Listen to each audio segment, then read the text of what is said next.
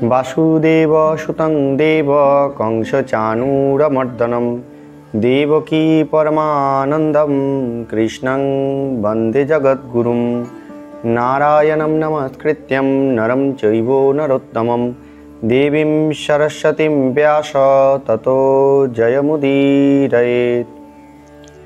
आज আমরা সূর্যদেবের পূজা এবং তৎসম্বন্ধীয় কিছু জ্ঞাতব্য বস্তু আজকে আমরা আস্বাদন করব। এই সূর্যদেব কে? সূর্যদেবের পূজা আমরা কেন করব?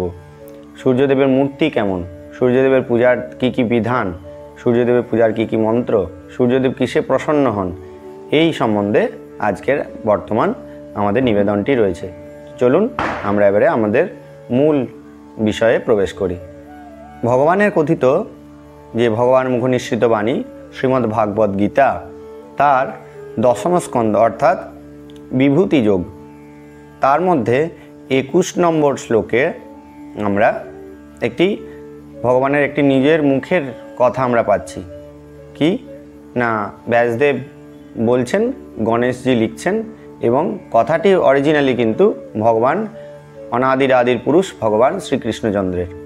তিনি বলছেন, আদিত্যানাং মহম বিষ্ণু জ্যোতিষাং রবি রংসুমান, অর্থাৎ দ্বাদশ আদিত্যের মধ্যে তার মধ্যে ভগবান বিষ্ণু স্বরূপে বিরাজ করছেন এবং জ্যোতিষীগণের মধ্যে অর্থাৎ জ্যোতিষ্কগণের মধ্যে অর্থাৎ যা সূর্য আদি নক্ষত্র যা আমাদের আকাশমণ্ডলে আমরা দেখি, তার মধ্যে সূর্যদেব হচ্ছেন কিন্তু ভগবান শ্রী বিষ্ণু, অর্থাৎ ভগবান শ্রীকৃষ্ণ নিজেই বলছেন যে আমি সেই স্বরূপ।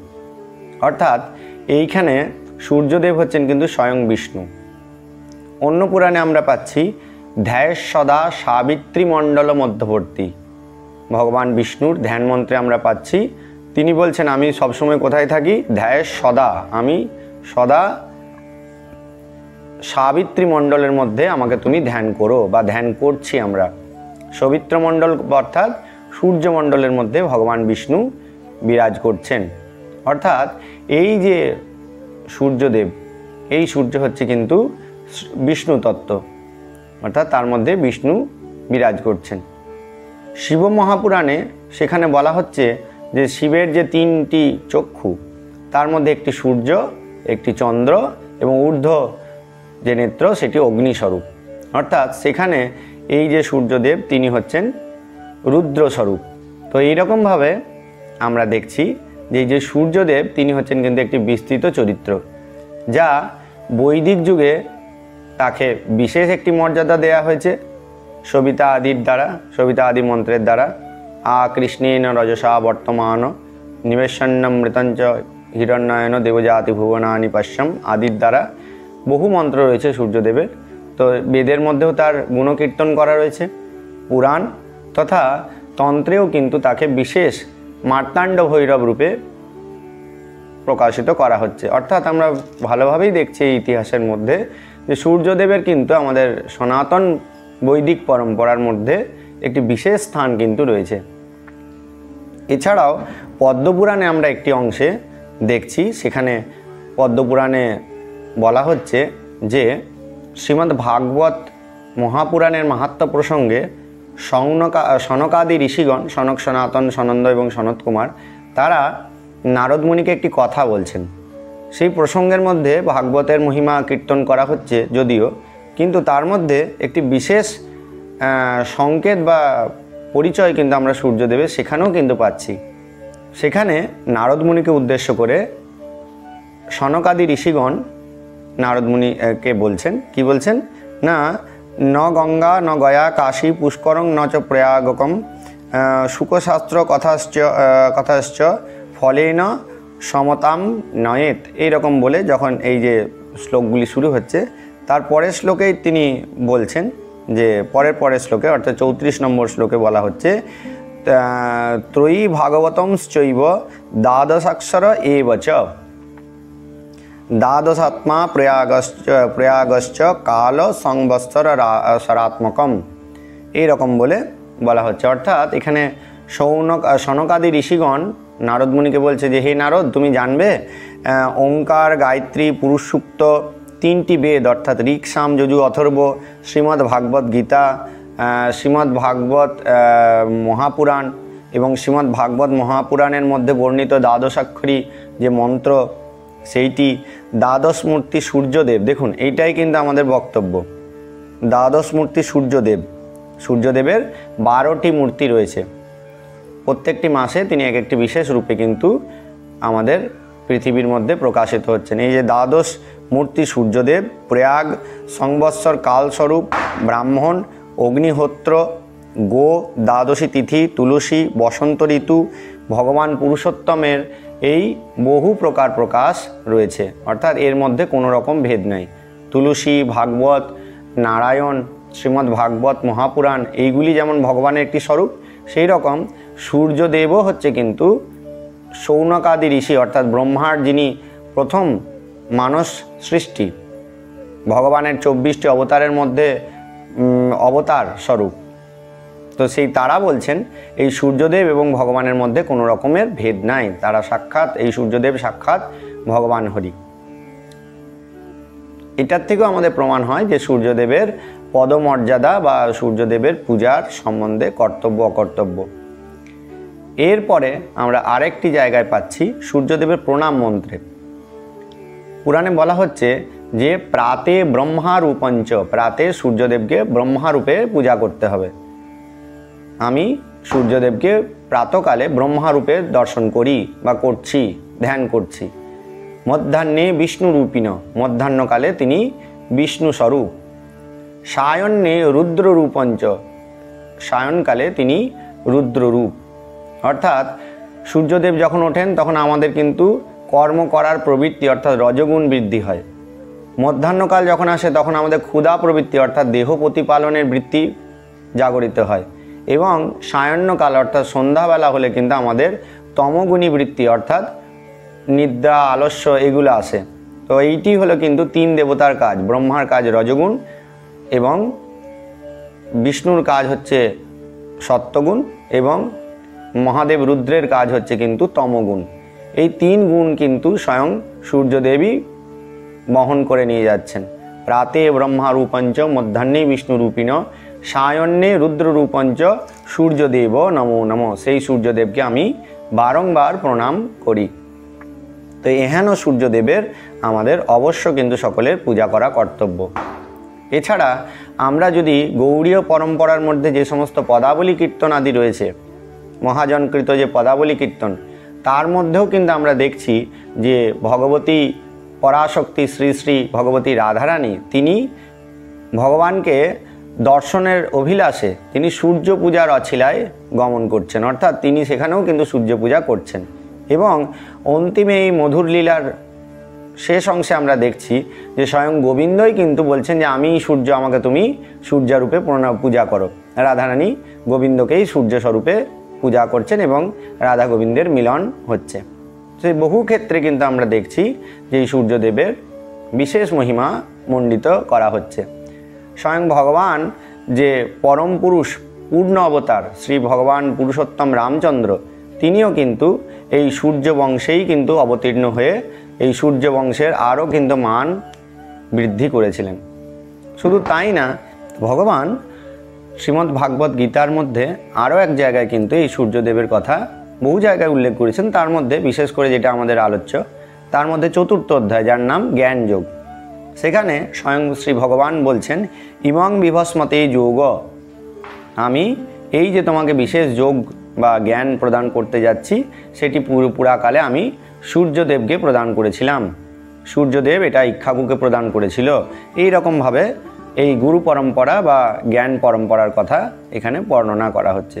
তো এই ক্ষেত্রেও আমরা বুঝতে পারছি যে সাক্ষাৎ সূর্যদেব কিন্তু হচ্ছেন অত্যন্ত কিন্তু ভগবানের প্রিয় একজন পার্ষদ, পরিকর তথা ভগবানের দ্বিতীয় মূর্তি স্বরূপ বলা যায়। এছাড়াও আমাদের বিভিন্ন বৈষ্ণবীয় গ্রন্থ, বিষ্ণু পুরাণ আদি গ্রন্থে ভগবানের যে মূল কতগুলি পার্ষদের মধ্যে আছে, তার মধ্যে একজন হচ্ছেন বিশ্বক্সেন। এই বিশ্বক্সেনও হচ্ছেন কিন্তু এই সূর্যদেবেরই প্রকাশ একটি মূর্তি। বৈকুণ্ঠের বিশ্বক্সেন সূর্যদেব স্বরূপে প্রকাশিত হচ্ছেন। তো এই বিশ্বক্সেন বা সূর্যদেবের পূজা আমাদের বহু স্থানে বহু জায়গায় কিন্তু প্রাচীন বৈদিক পরম্পরার থেকেই কিন্তু আমাদের হয়ে আসছে। তার প্রতীক স্বরূপ আমরা বৈদিক পরম্পরায় যে স্বস্তিকের চিহ্নটি দেখি সেটি হলো সূর্যদেবের প্রতীক। সূর্যদেব সর্বতই আমাদের কাছে প্রকাশিত এবং সর্বদাই কিন্তু আমাদের কাছে এক স্বরূপে বিরাজ করছেন। ঠিক সেই রকমভাবে এই স্বস্তিকও কিন্তু আমরা যে দিক থেকেই দেখি না কেন সেই দিক থেকে কিন্তু সোজা বলেই মনে হয়, কোনো দিক থেকে কিন্তু উল্টো বলে মনে হয় না। তো সেই জন্যে কিন্তু এই সূর্যদেব এবং তার প্রতীক স্বস্তিক এবং তার প্রতীক সমস্ত পূজার মধ্যে যেটি অত্যাবশ্যকীয় সাক্ষী স্বরূপ সেই অগ্নি বা প্রদীপের প্রচলন কিন্তু আমাদের বৈদিক পরম্পরায় সমস্ত ধারার মধ্যেই কিন্তু বর্তমান রয়েছে। পঞ্চদেব উপাসনার মধ্যে বৈষ্ণবগণ সূর্যদেবকে নৈঋত কোণে রেখে পূজা করবে। এই রকমভাবে আমাদের শাক্ত তথা শৈব গাণপত্য সকল সম্প্রদায়েরই কিন্তু সূর্যের একটি বিশিষ্ট স্থান এবং বিশিষ্ট দিক নির্ণয় করা হয়েছে। তো এই রকমভাবে সূর্যদেবের পূজা সর্বতোভাবে কিন্তু আমাদের করণীয়।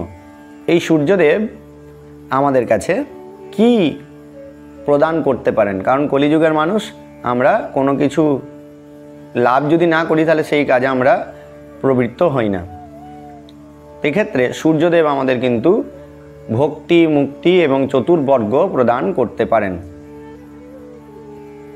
সৌরীগণ এই সূর্যদেবকেই কিন্তু পরব্রহ্ম স্বরূপে পূজা করেন এবং তার দ্বারা ভক্তি, মুক্তি, মোক্ষ সব কিছুই লাভ করেন।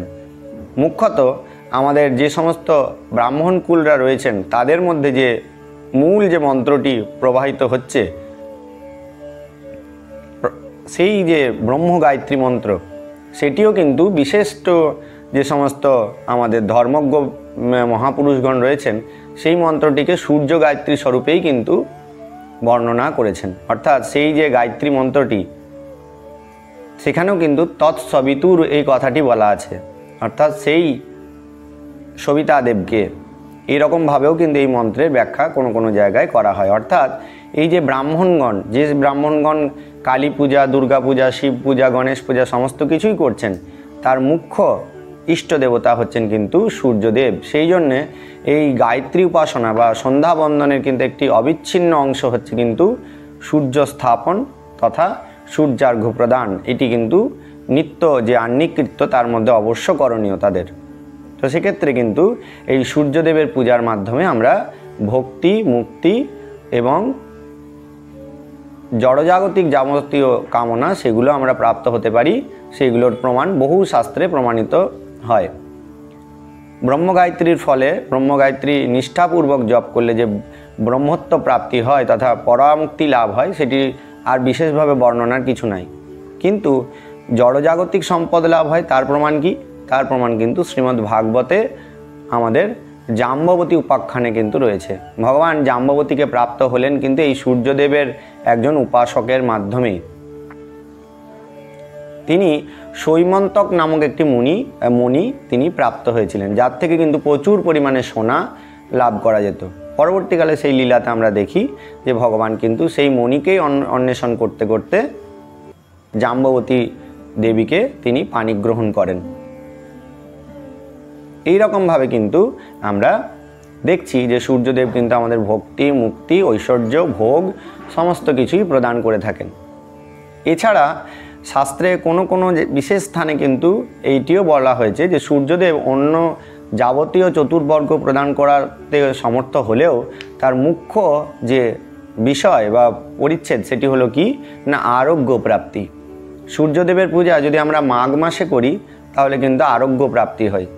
শুধু মাঘ মাসে করলেই আরোগ্য প্রাপ্ত হব তা নয়, সূর্যদেবের পূজা যেই নিষ্ঠাপূর্বক সারা বছর করবে তারা কিন্তু অবশ্যই কিন্তু বিশেষ রোগ ব্যাধির থেকে মুক্তি লাভ করবে। অর্থাৎ রোগ ব্যাধি তাদের খুব একটা হবে না। দেহ ধারণ করলে রোগ তো আসবেই, কিন্তু রোগের থেকে আরোগ্য খুব তাড়াতাড়ি পাওয়া যায়।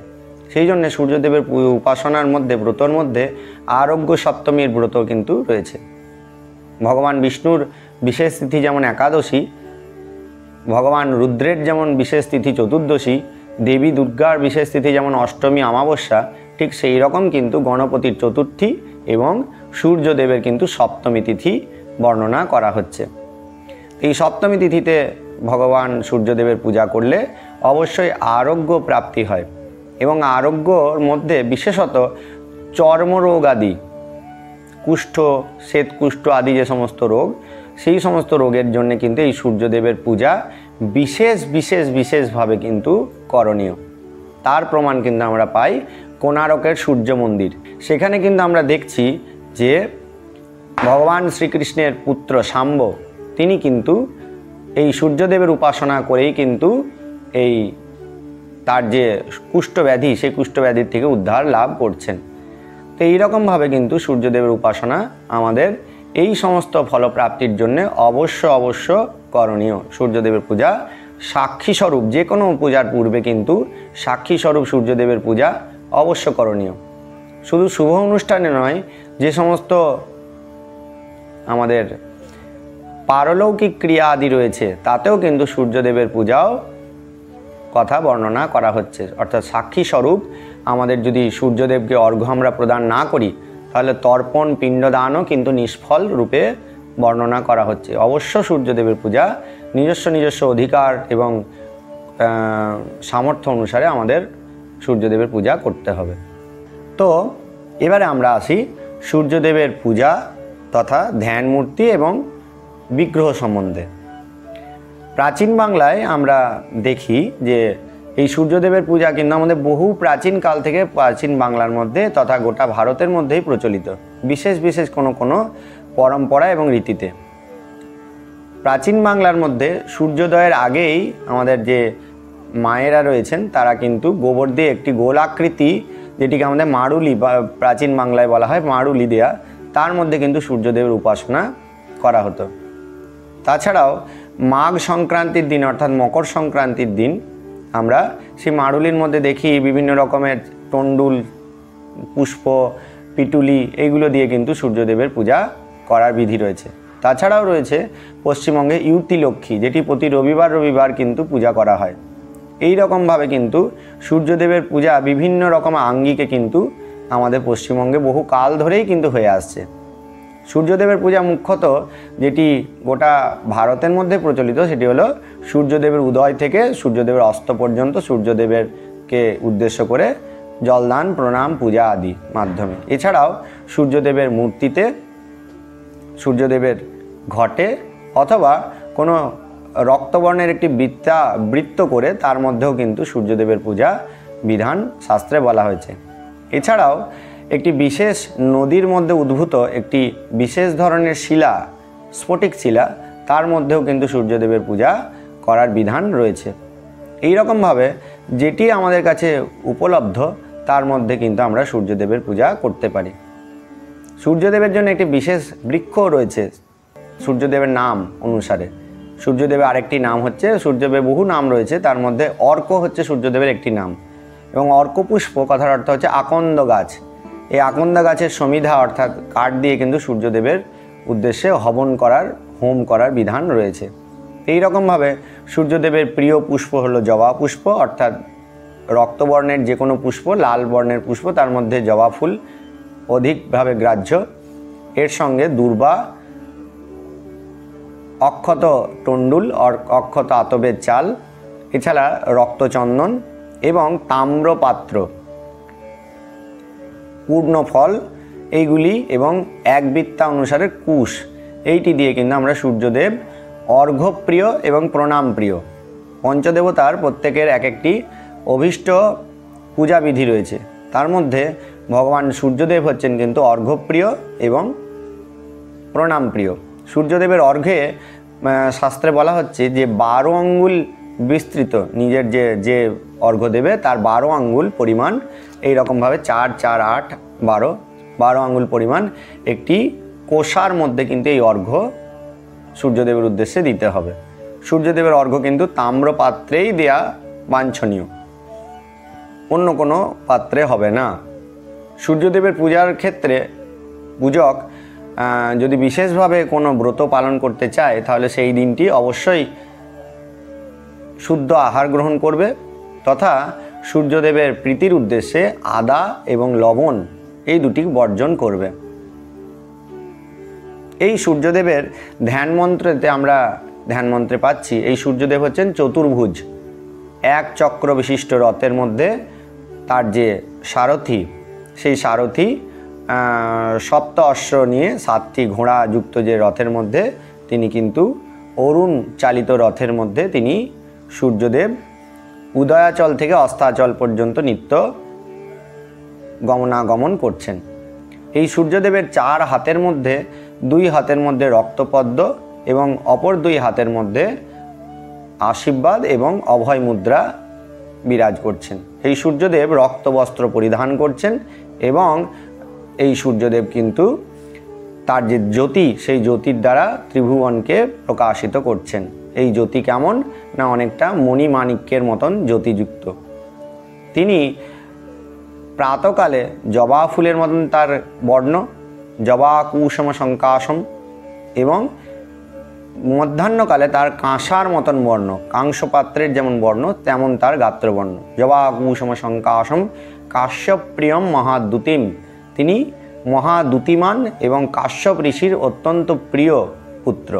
কাশ্যপ্রিয়ম মহাদ্যুতিম ধন্তারিং সর্বপাপগ্ন, ধন্তারিং আমি সেই সমস্ত সত্য হন্তারক সূর্যদেবকে আমি পূজা করি। ধন্তারিং সর্বপাপগ্ন, সমস্ত পাপকে যিনি নাশ করছেন। সর্বপাপগ্ন প্রণত অস্মি দিবাকরম, আমি প্রকৃষ্ট রূপে তার চরণে নত হচ্ছি। প্রণত অস্মি দিবাকরম, সেই দিনের যিনি আকর, যিনি যার প্রকাশের দ্বারাই দিন শুরু হয়, সেই দিবাকরকে সূর্যদেবকে আমরা প্রণাম করি। এই রকমভাবে সূর্যদেবের প্রণাম মন্ত্র রয়েছে। ধ্যান মন্ত্রটি হলো রক্তাম্বুজাসনৈক মশেষ গুণৈক সিন্ধু ভানুম সমস্ত জগতম মধীপম ভজামি পদ্মদ্বয় ভয়বানম দধিত্তম করাব্জয় মাণিক্য মৌলিং অরুণাঙ্গরুচিম ত্রিনয়নাম, তিনি ত্রিনয়ন বিশিষ্ট। এই মন্ত্রের দ্বারা কিন্তু আমরা সূর্যদেবের ধ্যান এবং আগের যে মন্ত্রটি বলা হলো তার দ্বারা প্রণাম আমরা করতে পারি। এরপরে চলুন আমরা জেনে নিই সূর্যদেবের অর্ঘ্য প্রদান মন্ত্র। সূর্যদেবের অর্ঘ্যটি যেহেতু বলা হলো বিশেষ, তো সেই অর্ঘ্য প্রদান মন্ত্র সম্বন্ধে আমরা জানি। এই সূর্যার্ঘ্য দেওয়ার জন্যে বিরাসন মুদ্রায় এই সূর্যার্ঘ্য প্রদান করতে হবে পূর্ব দিকে মুখ করে। এইটির সম্বন্ধে বিস্তৃত যে ভিডিওটি আমাদের পূর্বের ভিডিওর মধ্যে দেয়া রয়েছে, আপনারা লিঙ্কের মধ্যে সেই ভিডিওটি পেয়ে যাবেন, দরকার হলে আপনারা সেখান থেকে দেখে নিতে পারেন। তো এবারে সূর্যার্ঘ্যের মন্ত্র। সূর্যার্ঘ্য মুখ্যত বৈদিক, তান্ত্রিক এবং পৌরাণিক 3টি মতেই কিন্তু অধিকার ভেদে আমরা এই মন্ত্রের দ্বারা সূর্যদেবকে অর্ঘ্য দিতে পারি। সেই অর্ঘ্য পাত্রের মধ্যে জল, রক্তচন্দন, অক্ষত আতপ চাল, টন্ডুল, দূর্বা, কুশ, ফল এবং জবা ফুল থাকবে। এইটি আমরা যারা সামবেদীয় ব্রাহ্মণগণ, তারা সামবেদীয় সূর্যার্ঘ্য মন্ত্রে সূর্যদেবকে অর্ঘ্য প্রদান করবেন। 3 বার উচ্চারণ করত এই মন্ত্রটি সূর্যদেবের উদ্দেশ্যে দিতে হবে। সামবেদীয় ব্রাহ্মণগণ মন্ত্রটি বলবেন, ওম বিভস্যতে ব্রাহ্মণ ভাষ্যতে বিষ্ণুর তেজসে জগৎ সবিত্রে সুচয়ে সবিত্রে কর্মদায়িনে ইদমর্ঘ্য ভগবতে শ্রী সূর্যায় নম। যারা যজুর্বেদীয় তথা এবং ঋগ্বেদীয়, তারা এই মন্ত্রের দ্বারা সূর্যদেবকে ওই একই রকম দ্রব্যর দ্বারা সূর্যদেবকে অর্ঘ্য প্রদান করবেন। মন্ত্রটি হলো এহি সূর্য সহস্রাংশ তেজ রাশি জগৎপতে অনুকম্পায় মাং ভক্তা গৃহানার্ঘ্য দিবাকরম এই অর্ঘ্য ভগবতে শ্রী সূর্যায় নম। এই মন্ত্রে সূর্যদেবের উদ্দেশ্যে অর্ঘ্য প্রদান করবে এবং অন্তিমে সূর্যদেবের প্রণাম। জবা কুসুম সংকাশম কাশ্যপ্রিয়ম মহাদ্যুতিম ধন্তারিং সর্বপাপগ্ন প্রণতোস্মি দিবাকর আদিদেব নমস্তুভ্যম প্রসীদ মম ভাস্কর দিবাকর নমস্তুভ্যম প্রভাকর নমো নম। এই মন্ত্রে সূর্যদেবকে প্রণাম করবে। এরপর আমরা আসছি তান্ত্রিক বিধানে সূর্যার্ঘ্য দেওয়ার বিধানে। আসন তথা দ্রব্যগুলি একই থাকবে, কিন্তু যারা তন্ত্রমতে দীক্ষিত তারা এই মন্ত্রটি ব্যবহার করবেন। মন্ত্রটি হলো হ্রিং হস মার্তাণ্ড ভৈরবায় প্রকাশ শক্তি সহিতায় শ্রী সূর্যায় স্বাহা। এই মন্ত্রটি সূর্যার্ঘ্য তন্ত্র মতে প্রদান করা যাবে যারা তান্ত্রিক মতে দীক্ষিত। এরপরে আমরা আসছি পৌরাণিক, অর্থাৎ যারা সাধারণ মন্ত্রে দীক্ষিত